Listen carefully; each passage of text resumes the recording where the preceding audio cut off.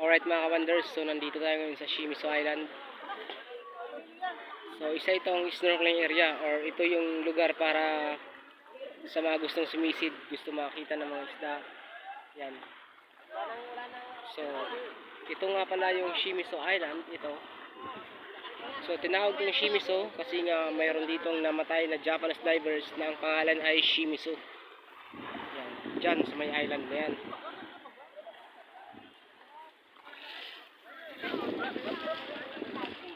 So isa itong magandang snorkeling area kung gusto nyo sumisid, makakita ng isda, pawikan. So meron dito. Ito talaga yung pinipili naming area for snorkeling. Yan.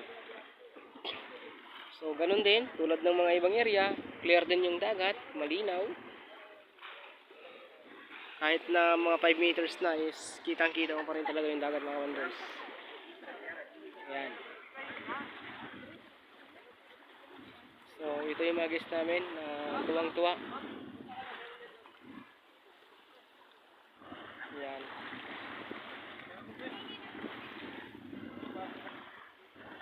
Yun.